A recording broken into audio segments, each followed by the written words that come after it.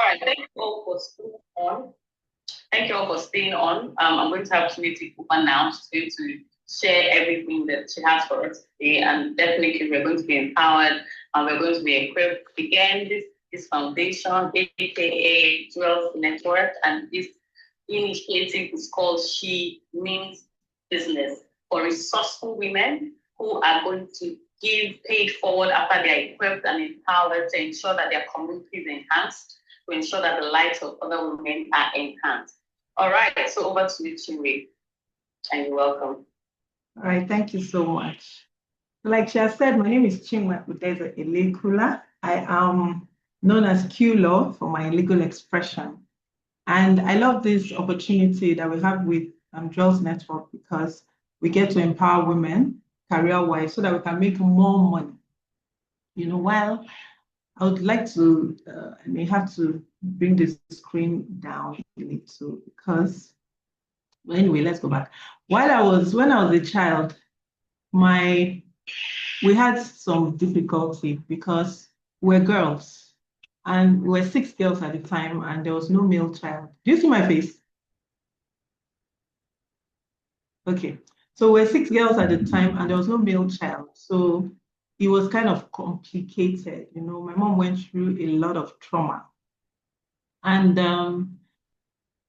finally, we had, there was a lady anyway, or different groups of people that, you know, made certain comments like, girls cannot amount to anything, they cannot do anything for you, you know, they just, in fact, somebody said, is this a brothel? Something like that. And those things lingered in my mind and made me determined to be creative, to make money, to grow, and to help others to grow as well. So I'm really excited that there are many women here on this platform. I know there are some men here as well. Welcome, sirs. But there are many women here on this platform that are pushing for growth, are creating, are growing businesses, are empowering people, are paying salaries. And that is amazing. It's exciting to be here. So thank you so much, Jewels Network, for this opportunity to speak here. So I would run straight into the slides. Okay.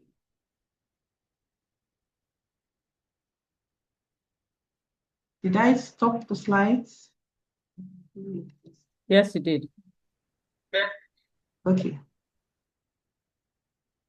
Okay, please just give me a moment. Let me share again.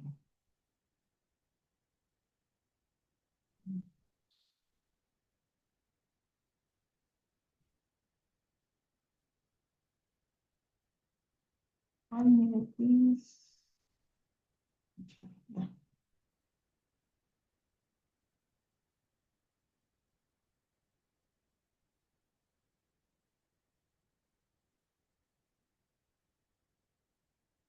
Maybe you can keep talking so that I get my documents. Okay. Thank you. Maybe we can, I'll just suggest that people can send in questions right now if they have legal questions for anything that has to do with your issues that you have around the business structure, the legal structure. You know, you can send them in now so that it's very easy for her to weave that into the conversation that she'll be having as we go on, because we're going to have this for about maybe 45 minutes only. So, you know, if you have, let's do that. So when you're ready with slides, you can just pop it up on the screen. I'll be able to see and I'll send that back up. Okay. So yeah, there are two things I actually want them to do. In addition to your questions, I'd like to also know a bit of what you do. So if you have like a business, I'd like to know the name of the business if you have registered it. I'd like to know the number of years you've run it. I'd like to know if you have staff and what the business is about. You can just put that in the comment section for me very quickly. It will be useful. Thank you.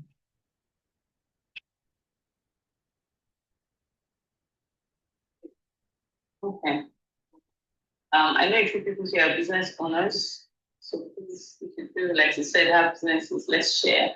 I have businesses. I don't know if I'm permitted to share. Of course you are. Please do. I would love to see. Yeah, okay, so So for instance, for Jewels Network now, you need to be, I know we've tried to remain legally compliant with all the things, but as a... Is Jewels Network a business? As a non-profit. No, it's a non-profit now, but it has legal, it still has legal implications. For instance, we have to send biannual, yes. Right? Many people in the non-profit space don't know that they need to do biannual. So they are supposed to do in January and July. That's information that is very relevant that they know.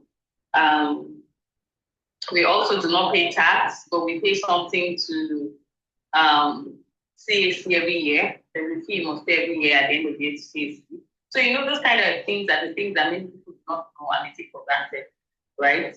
So those kind of things are important that we know it. I think they are. I was wondering, do you want me to share the slides for you? No, don't. You know, I realized I sent you a slide that I don't want to use. That's why. So now I'm sharing the right slide. Yes. Okay. Okay. So I may not be able to have full screen because good. Excellent. So, yeah, but how do I then see the comments? I can't see the comments at the same time seeing my slides. Are you seeing the slides now? You don't finish, you'll see the comments because we want you to have a flow. Okay, are you seeing the slides now? We can see your slides. Okay, please, we'll just manage with the slides like this. All right, so let's go. So one of the things I would have liked to do at the beginning was for us to interact really, but it seems like I can't do that. So I'll just take who is in the building. I need a name. I saw a Debbie, right? There's a Debbie in the building, right? Is there a Debbie? Debbie Akubo is here. Good, excellent. Auntie Debbie, good morning. So I'm going to use you as example this morning. So yes, I'll just jump right in because we've spent some time. So let's take Debbie now as a case study. So Debbie wants to set up a business. Let's assume that it's your beginning stages. You probably have already grown a business to this point. But let's assume it's your beginning stages and Debbie has an idea.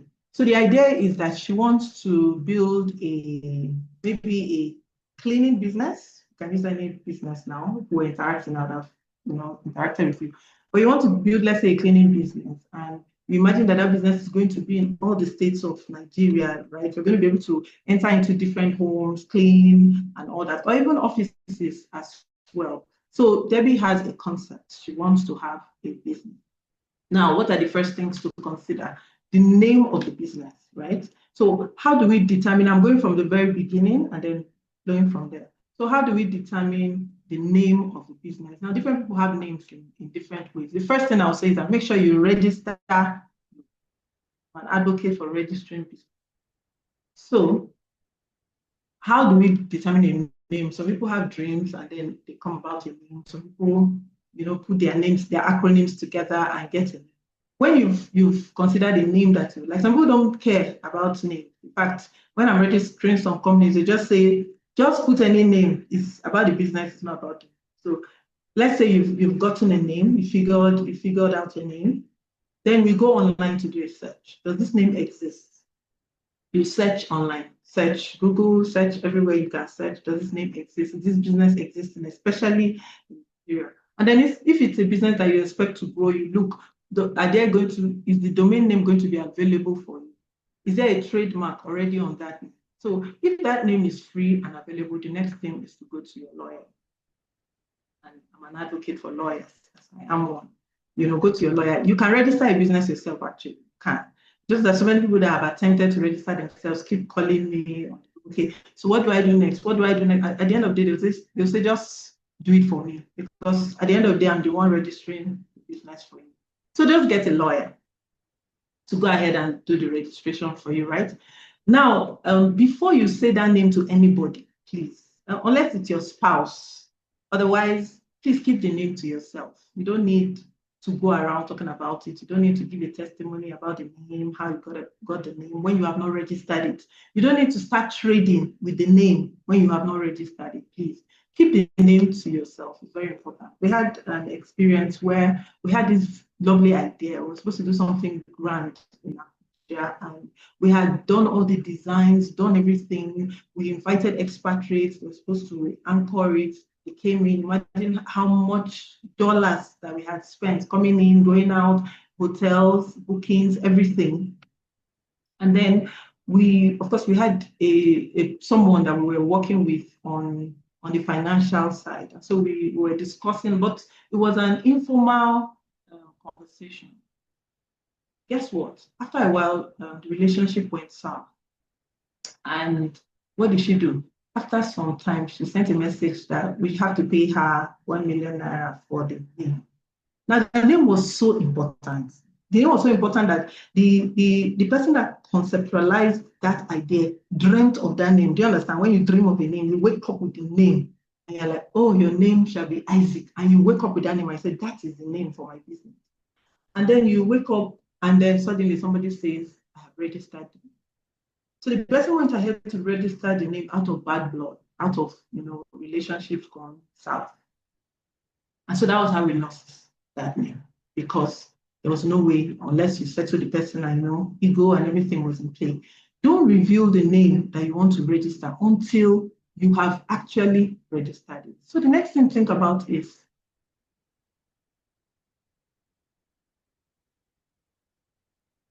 are you seeing me? Hello? Yes, we are now. We are now. Go ahead. Okay. So the next thing to think about after you are sure of the name is, what kind of business structure do I want to have? Now, there are so many types of business structures, legal business structures I can think about. We have the business name, we have the limited liability companies, we have PLCs, we have limited by guarantee, but for the purpose of, we even have the incorporated trustees, business like Jewels Network. But I'm not talking about those today. I'm talking about profit-making ventures for today. Sorry, Joy. I'm focused on this one. So in this, I'm going to focus on two types that really affect business owners, especially most of the people I can see on this call. One is the business name, and two is the limited liability company, LLCs, right? So that's the majority of what, and then there's the partnership too, which is beginning to work more these days. So you are now thinking to yourself, okay, let's say the name Debbie wants to register is just from one fake name now, Labelle. She wants to register Labelle for her cleaning agency. Remember, we are talking about that cleaning agency. And so she wants to determine which business structure will be best for registering Labelle. So let's talk about a business name. Now, a business name is nothing different from you operating. So it means that Debbie is trading under the name and style of Labelle. But it is still Debbie that is doing that business. So when Debbie registers this, Debbie is still going to be paying personal income tax, right? When there are liabilities, the liabilities are still going to come to Debbie. The liabilities are not going to go to Labelle, because Labelle does not really exist. Labelle does not exist as a separate person from Debbie. Labelle just exists for the purpose of the name to cover Debbie. Labelle is more like a dress, right? So Debbie is considering, should I do a business name or should I do a limited liability company? On the other hand is a limited liability company. Limited liability company is essentially separates you as an individual from the corporation. So it separates you from the business. We are not one and the same. So it means that it has effectively given birth to another entity, right, called Labelle. So Labelle will now be Labelle Limited, Labelle something limited, different from, and this is now different from Debbie entirely. And what it means, like I've said, is that the liabilities of Labelle will not come to Debbie. So something happens when there's a judgment against a company. If there's a judgment, for instance, you are owing somebody and the person goes to court and then the person gets judgment. When the person gets judgment, the next step is, how do we get our money back?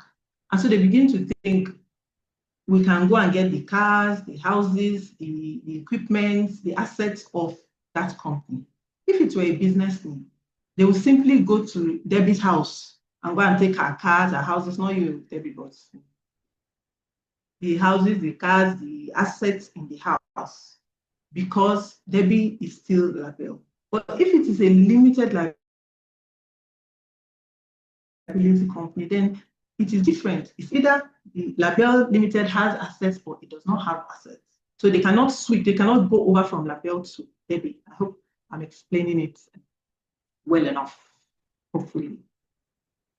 Please, you also at any point you can stop me and if I'm not explaining it well enough. So like I said, it has created a different legal entity. So like I said, some of the things to consider is that a business name is a smaller entity. A business name does not allow you to do many things. So if, like we have talked about Label wants to be able to operate in different states of Nigeria. Label wants to be able to get contracts. Label wants to be able to get grants. Label wants to be able to grow, get staff and grow. As a business, there are restrictions to that. Some companies will not even give you a contract as a business, rather give a limited liability company contract. So you need to consider that. What is the business structure I want to run? What kind of company do I want? Do I want to grow this business, or is it just going to end at this? Those things will determine what structure you take, right? I hope I've explained that well enough. So as a limited liability company, you have more credibility with the banks, with customers, but also you pay more taxes. And then you have more regulations, on that. Now, some people will say, okay, fine, I'll start with a business name and then I'll grow to a limited liability company. That's okay, just that the dangers of that is that name, if you treasure that name so much, like Label, you really love that name. By the time you want to move from a limited liability company from a business name to an LLC, the name may no longer be available to you. So let's say I usually would just advise to just go straight to a limited liability company, get ready for the taxes, get ready for what you have to do there. But it helps you if it's a business that you really want to grow. It's not just a short time thing to just do and end it, right?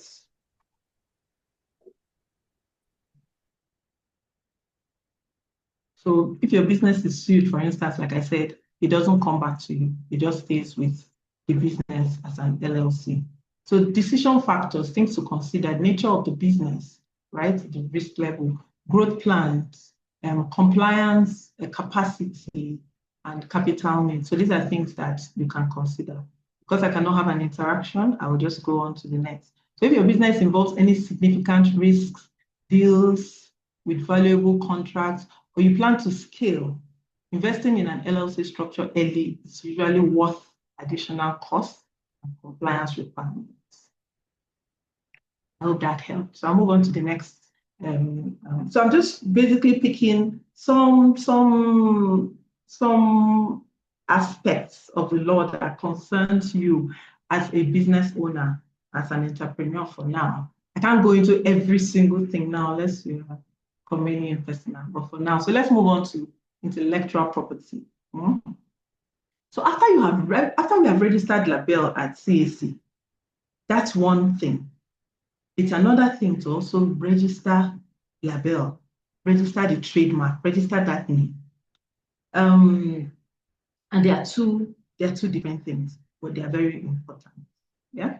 So if you can see the slides, you see I put there trademarks, right? So for trademarks, you can trademark your brand, you can trademark your name, your company name, trademark your logos. So if you have a logo, otherwise somebody else is going to start using the logo. And if somebody else gets to use your logo, and let's say your business has grown at that point, and somebody else is using the logo, it means that, let's say you produce drinks, and somebody else puts their brands, like putting Coca-Cola or something, and then people now leave the real Coca-Cola and start buying the fake Coca-Cola because of the brand. So it's good to trademark it, trademark, even if it's your slogans, trademark them.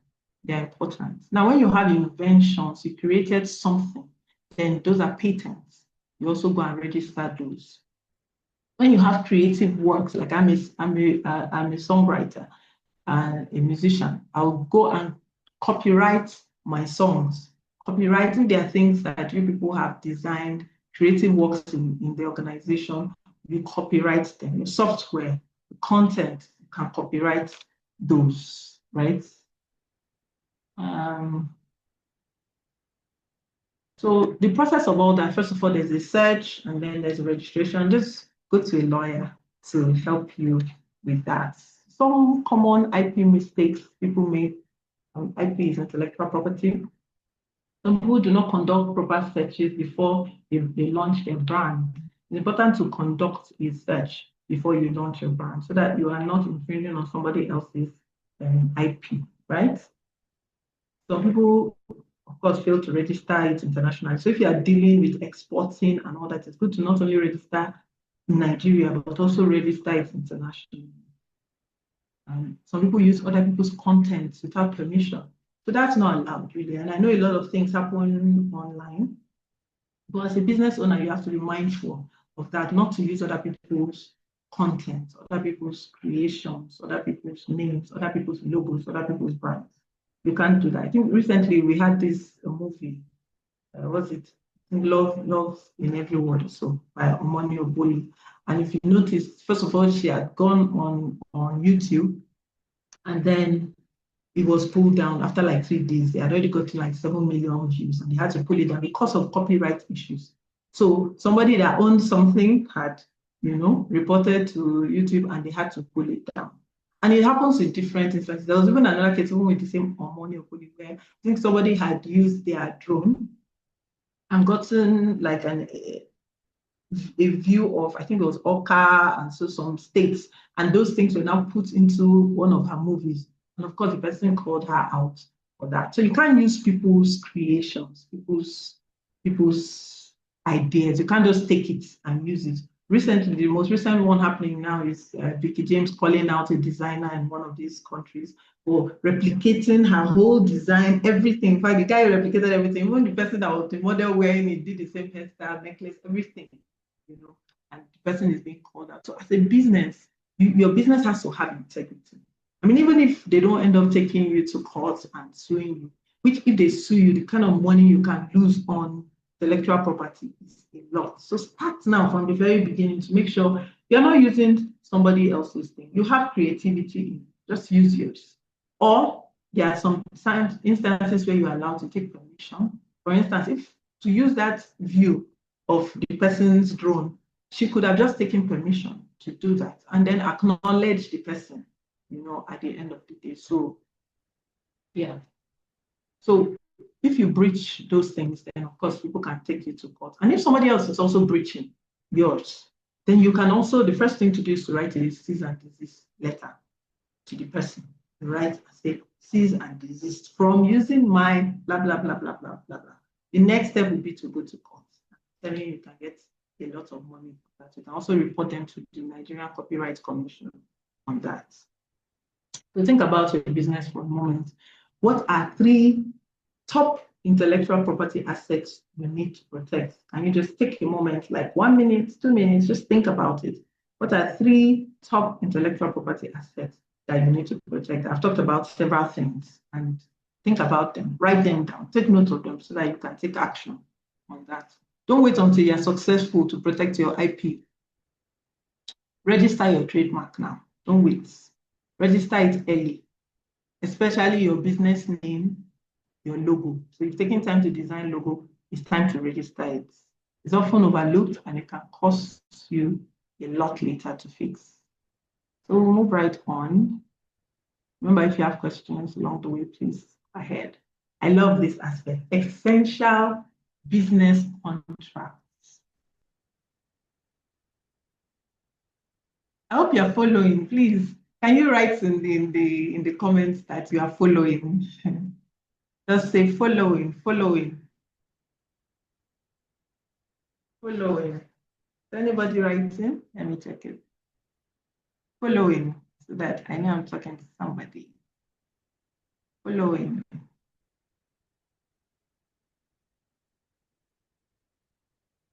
Excellent. Thank you. All right, so now we move right on.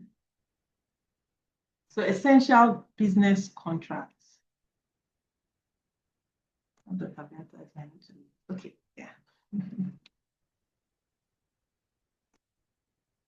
So critical contracts every business needs.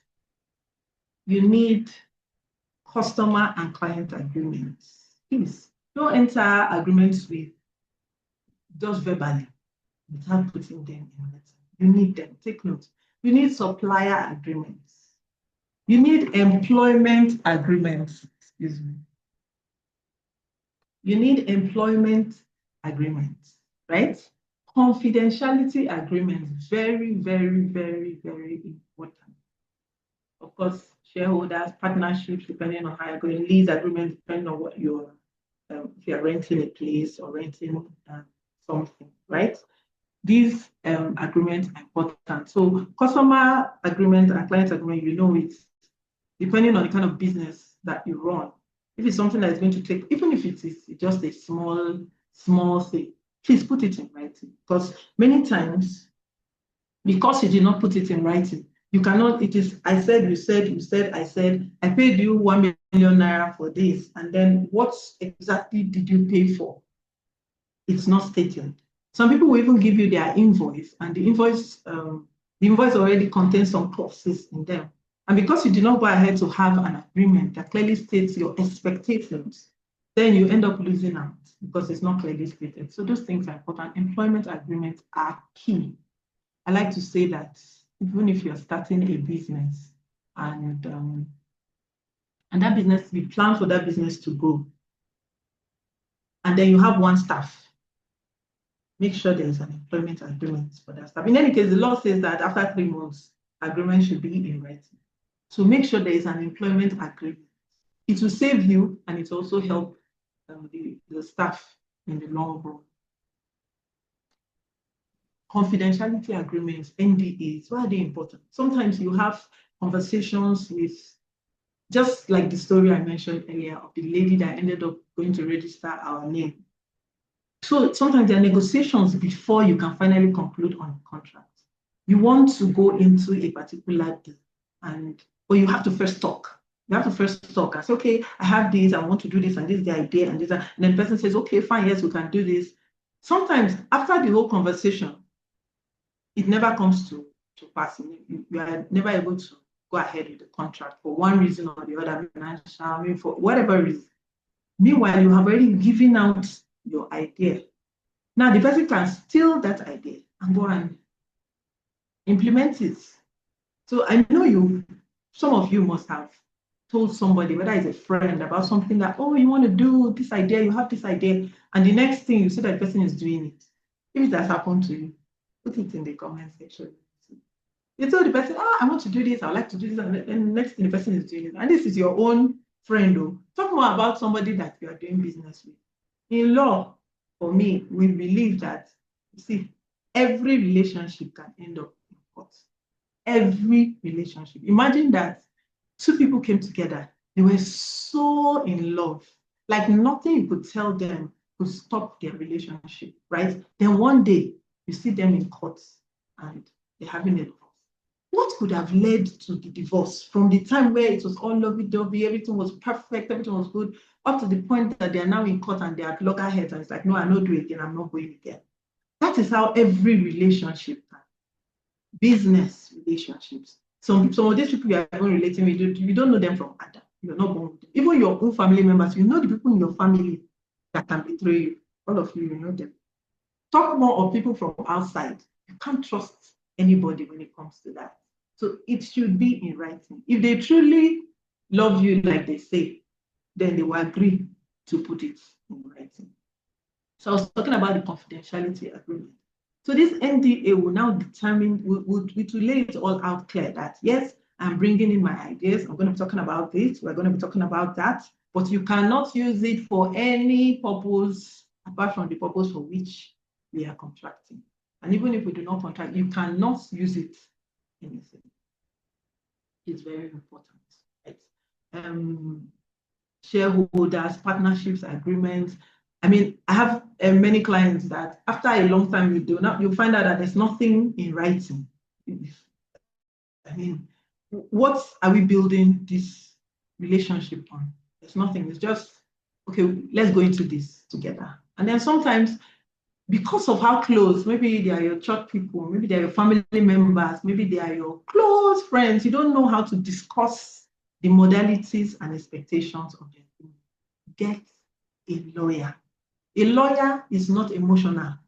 Do you understand? As soon as you've said, okay, fine, we want to enter into this transaction, we want to employ this person, we want to do this deal, just move it from your table to a lawyer. Let the lawyer go and deal with their lawyer if they have a lawyer, or deal with them directly. You just so that you can keep the relationship, if that's what you are so afraid of, let the lawyer handle the matter from you. And the lawyer will make sure that every term, every clause that needs to be in the agreement is there. So some key elements of an enforceable contract. Of course, some of you did law of contracting, so offer acceptance. It must be there. Considerations, what's the value, what is being exchanged? It must be contained in the agreement. An intention to create legal relations, it must be shown in the agreement. The capacity of the parties. You cannot contract with a child. You can't contract with somebody under 18. That agreement is already void in itself. Some people want to buy houses and then they say, okay, we should put the property in the child's name. And we say it cannot happen. You can't do that. It has to be an adult. So if you see that the person you're contracting with is a child, please, you cannot do that. You can't contract with somebody that is insane. It's not of a sound mind.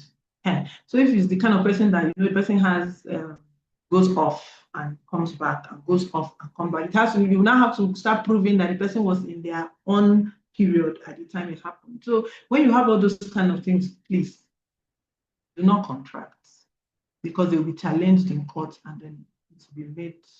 You are the one that will end up losing because you are the one that has the capacity. So the objective of the contract must be lawful. Anything that is unlawful, the law will not enforce. So everything must be certain and in clear terms. I'm running along, I'm really not running long. Yeah. The essential clauses, yes, in some of your contracts, please take notes. Scope of work. The scope of work, what do we want this contract for? When everything that the contract entails, you yourself, you must know what you want from the contract. You are saying, I want you to supply me this.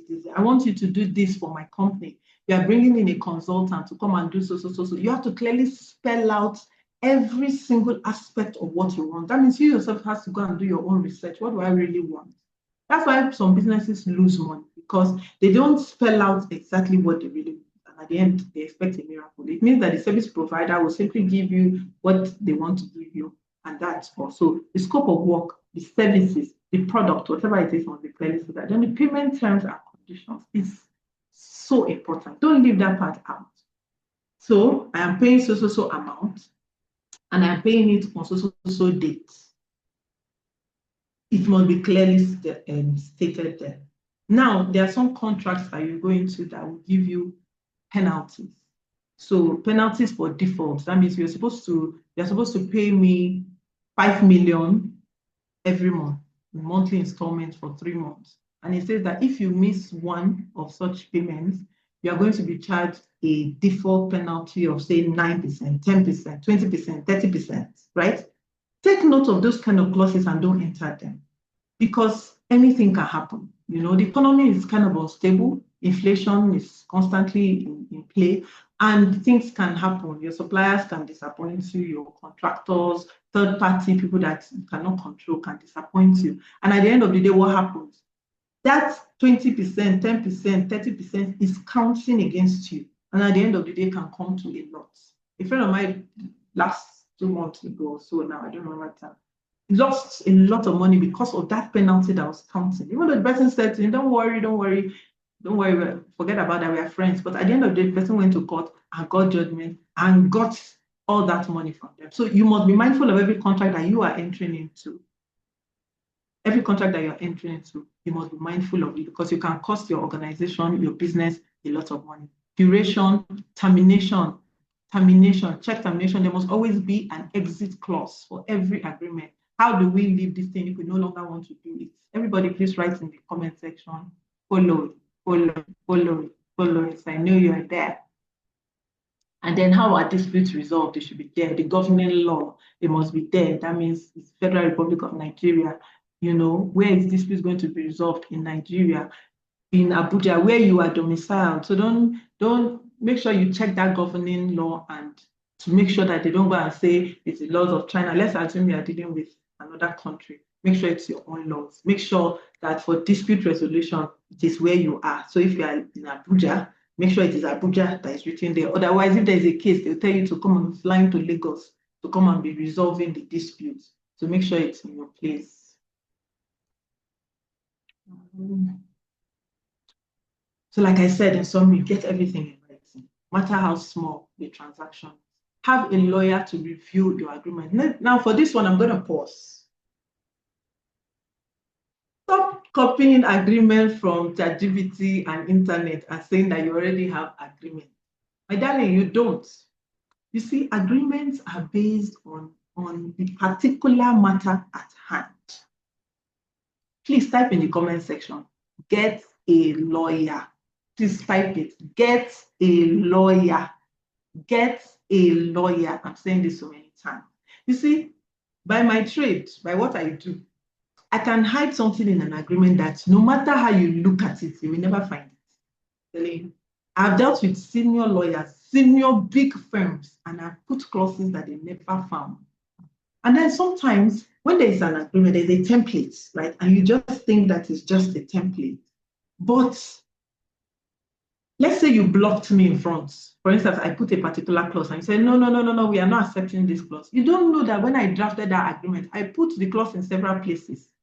Or when you now said, take out this particular clause, I took it out, but I tweaked something else, such that the interpretation at the end of the day either nullifies this contract or nullifies whatever it is that you have added.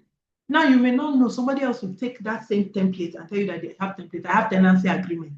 You don't know what is inside that tenancy agreement because you don't know who drafted that agreement. So don't just use templates that are flying. The other day I went to one of the real estate companies. One of my clients wanted to buy a property. And I was reading their agreement, and I saw clauses that I drafted. I know, when you draft something, you are the one that drafted. I see clauses that I drafted. This one I drafted it from my brain. It's not that it was template. And I saw the way they used the clause. They just put it somewhere, and without knowing the mind with which I drafted that clause, not knowing that in my own agreement, I have secured it, because the agreement is like a full body. You can't focus on the arm and leave the leg. I have secured it. So by putting that clause there, I knew where I had put all the other things, but they didn't take cognizance of that. They only took one. And when I finished reading the agreement, I saw that the agreement was a, sorry to say, useless agreement. As a matter of fact, any little thing that happens now, they'll be in big trouble. And I told my client, run for your life, don't invest here. So get a lawyer, please, to review it. Let's say you even got templates online. Still send the information to your lawyer, let your lawyer review it and tell you. They know it. They say what a lawyer can see lying down. If you like, fly in the aeroplane, you will not see it. That's the truth. All right, so keep the signed originals or whatever contract you intend to securely. Make sure you have one original copy with you, right? Yeah. So having a contract isn't enough. It must be clear, it must be possible. Invest in a proper contract and make sure you get a lawyer to review it for you, right? So up to this point, do you understand what I've said? This writes, I understand in the comment section, or I don't understand in the comment section, so that I know that I am communicating. And I see, let's get a lawyer, yes. Is it even legal putting a clause and hiding it from other parties? Well, whose lawyer is it? Whose lawyer is talking? All right, I understand. Good. Joined about 15 minutes ago. Welcome, Emmanuel. I understand. Okay. So thankfully, you all understand I'm running along. And Ihoto, please, how many more minutes do I have? so that I know how to manage my time. Can we round off in maybe 15? Excellent. Fine, we will. After 11, so we'll do 15 minutes. Okay, that's great. All right, so now the next thing I'll talk about, which I'm not going to dwell on because that's not my area of expertise, is tax compliance. Now, it's important that you pay your taxes, that you know your taxes, and that you pay them. All the money that you earn when you are doing your business, all that money is not for you. Everything doesn't belong to you. Some part of the money belongs to government. And I like to say, like the Bible says, give unto Caesar what is Caesar's. So you need to get yourself a tax consultant to explain to you taxation. Like I said, I put it there, but I'm not going to go into that topic at all. I just put it there so you know that it is an essential for you as a business owner, as an entrepreneur, and start very early. Once you know the percentage that is meant to go to government, please, when you receive your money, let's say you get a profit of 100,000 today, you will just keep your tax aside, right? So that you save yourself stress tomorrow. Because when FIRS or IRS come, they don't used to have mercy and they charge defaults on those things, penalties. So you don't want all that happening to you. So, like I said, I'm not a tax expert or I'm going to run along, but at least I mentioned it to you. The ball is in your court to research on that. Anti-money laundering. So anti-money laundering, this is a very important aspect that many business owners are not even aware of. You know, what is money laundering? Money laundering is taking money from bad sources, maybe robbery, maybe embezzlement, maybe stealing, different bad sources, criminal places, and then washing it to make it look clean. And that's what many, when you hear this person is laundering money, this is happening. So all that happens. And so government is basically trying to stop that from happening. But government is trying to stop people from being able to spend the proceeds of that crime that they have committed. Because if government is able to block every aspect of where you can spend the money, if you cannot spend money that you used to rob, then you will stop robbing. Because what's the point of robbery is to be able to have money to spend. So that's the essence. That's basically the reason for the entire money laundering or money laundering prohibition act. That's really the essence of it. But for this class, I'm trying to go into how it affects you as a business owner and things that you need to know early before they come for you.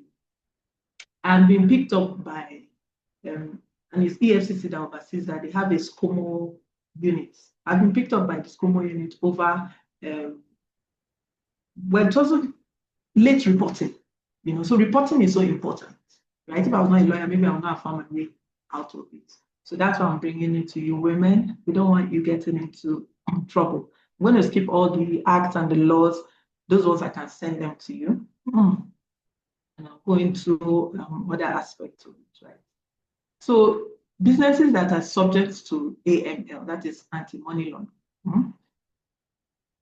Financial services, real estate, luxury good dealers, professional services, hospitality, automobile dealers, jewelry. In fact, business. If you are running a business, just know that there are things that are expected of you. You are running a company. There are things that are expected of you to report, and things expected of you to do. So the law says that you must have an application form.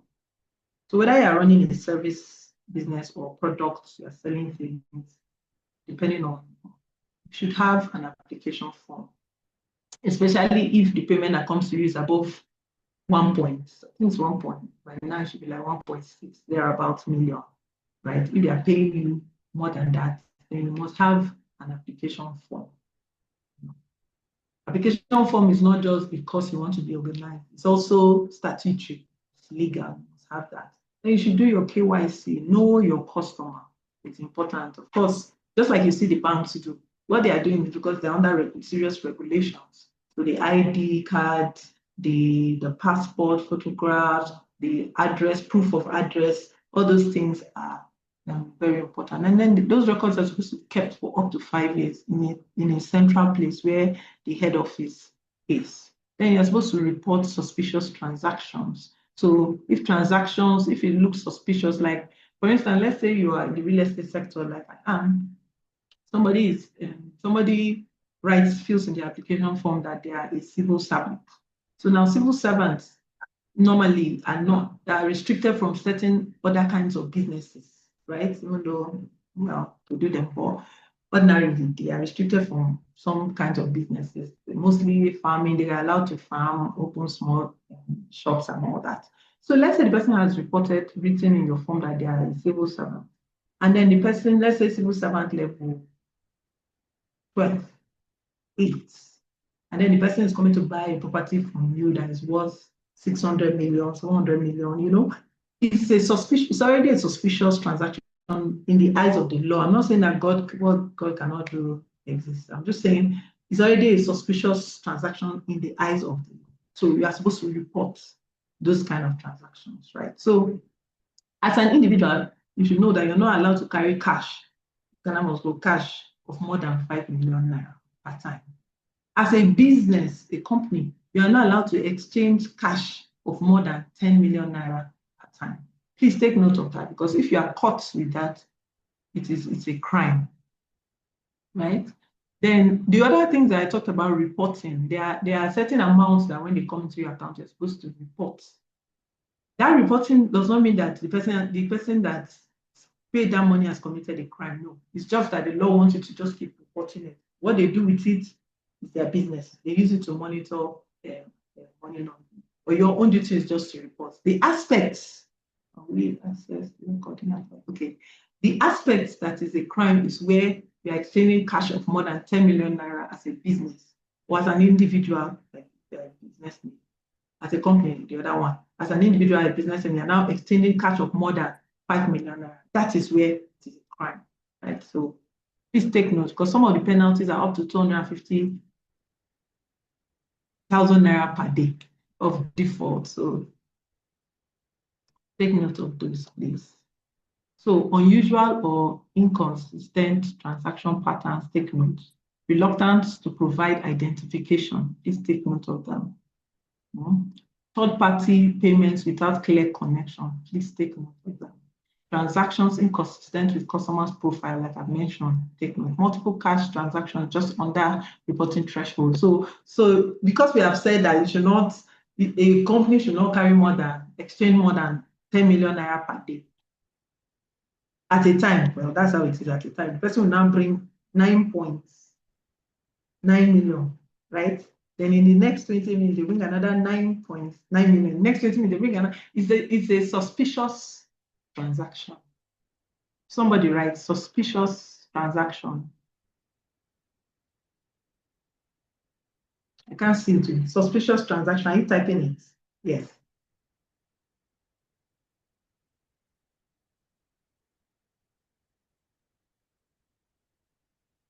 All right. So we are moving to this other important aspect, employment essentials, employment law. As a business, I would advise that when you want to employ, just employ the right hands at the beginning. Don't say, oh, the money is a lot and all that. The money that it will cost you, now this is not legal advice. But the money that it will cost you when you have employing competent hands is not worth it. So anyway, like I said, if you're employing, when you start employing, what's the name of that our company? Please, somebody remind me the name of that Debbie, remind me the name of that our company that we're talking about. So when this company starts, Label, thank you. So when Label starts employing people, right? Like I said, even if it's one person, some of you run a salon and you feel that it's not important to have a contract agreement. It's important to have employment documents, please. And there are many laws that govern employment. So let's assume now that you all have staff. That's where we are focusing on now. Let's assume you all have staff. There are laws that govern this. Please take note of that. There's a Labor Act. There's the Employee Compensation Act. There's the Pension Reform Act. There's trade disputes. There's Industrial Trading Act. These laws are governing and they are watching you very closely on what you do with your. So if you have employees, make sure that you are guided by this law. Like I said, the law says that after 3 months, you must have had the employment documents in writing. So if you have staff, make sure they have the employment documents in writing. I usually say that, like when I do legal audits for companies, I like to say that it's good to have a lawyer run through your documents, your employment, so your whole employment package, so that they can show you where there are loopholes, things that should be there, and help you with that. But like I said, we are running through. It's good to have employee handbooks. So in your employment letter, right, make sure that there's a clause that links all your policies and your handbook to that contract. So that clause is saying that, and they are bound by, they agree to be bound by every policy of the organization and the handbook of the organization. So that way, whatever you now put in your policies and your handbook are legal. They have been agreed to. They have been accepted by the employee. So make sure, please, you have that. Design handbooks. If you really want your business to go and to pivot, then put the right structures in place from the get-go to grow it. Confidentiality agreements are important because remember that these people are going to be saying your trade secrets. They're going to be exposed to everything about your business. So make sure they sign that NDA. You must sign it. Performance evaluation forms. You need to take them seriously. Don't just say, this person is not working well. I'm warning you. You are not doing this work well. No, put it in writing, do the appraisals and put it in writing. Those documents you may think are not important, but they are legal documents. At the end of the day, when you want to fire them because they are not performing well, you have a legal basis to fire them. You know, before we used to say an employer has the right to hire and fire, so you can just say services no longer required. But now there are case law, there are laws and judgments of the court showing that you must have a reason. What is the reason? Do you understand? Somebody is working well, somebody is doing everything well, you just wake up and just fire them. Why? You know, so if you are saying that the person is not performing well, you have to prove that the person is not performing.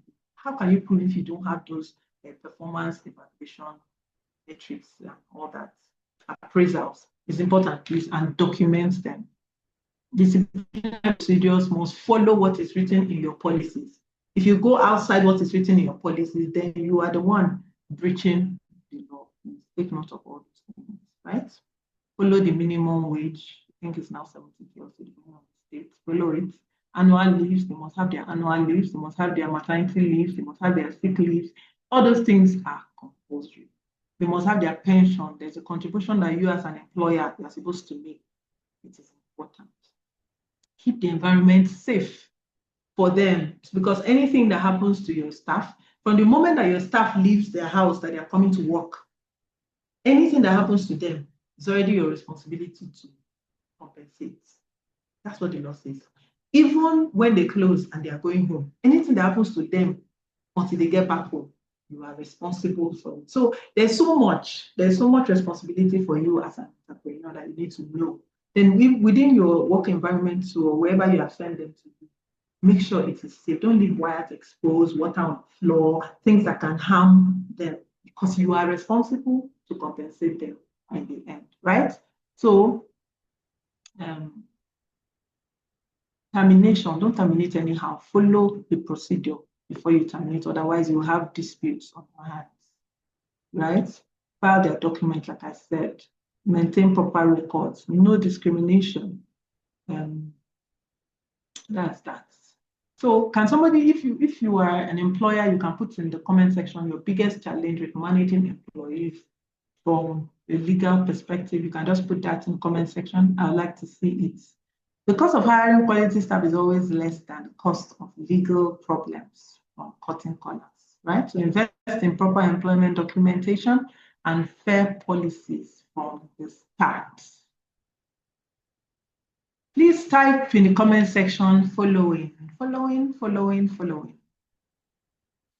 right, I'm sure by now I should have about 7 minutes, maybe, I'm assuming. So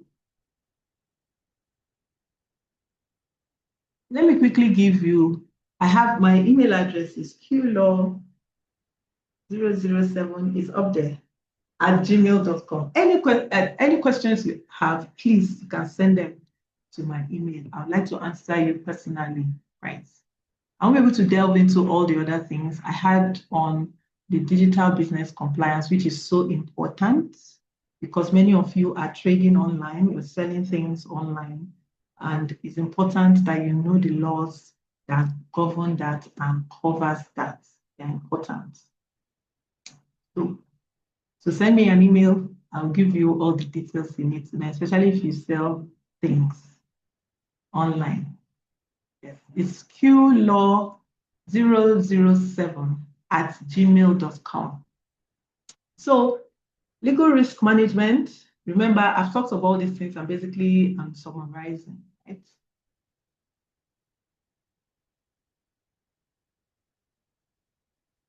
Let me jump all this. I just end it. Yes. Always just have your lawyer at hand. Okay. Okay, I think I'm going to stop here. Has anybody learned anything? If you have any questions, I'm happy to take them. Should I? Yeah, thank you. Yeah, thank you so much. Thank you so much. I don't know if the people on Zoom can hear me because I know I'm muted there. I don't know if you can hear me. But I know that there were two questions. I saw two questions for Zoom, Okay. right? Sorry, I said yes, yes.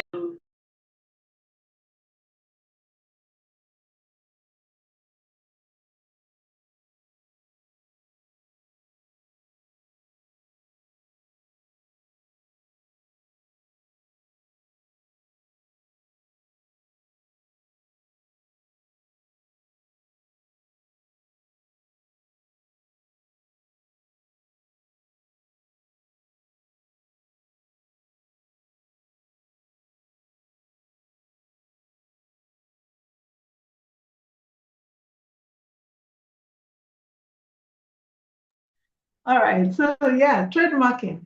Trademarking, if you want to trademark, just contact a lawyer.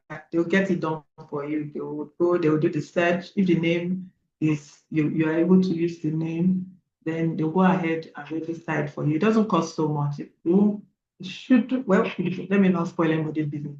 Everybody has how much they charge for it, but that's a straightforward thing. You take your logo. It's advisable for you to just put your name and logo at once so that you are paying once, you're doing one trademarking, than those doing logo and then doing name. You pay separately for them. So just put that together and send it. The lawyer can do that for you. On hiding clauses, so my sister, I'm writing my clauses. It's like I'm speaking English to you now. In what I'm saying now, there are interpretations of it, and I know how the law will interpret it. So simple. Your lawyer needs to do his own work or her own work. I hope that answers it. Yeah, I believe it does.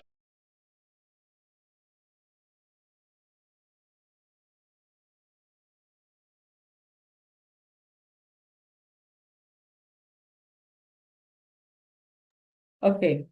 So Debbie, I hope you are satisfied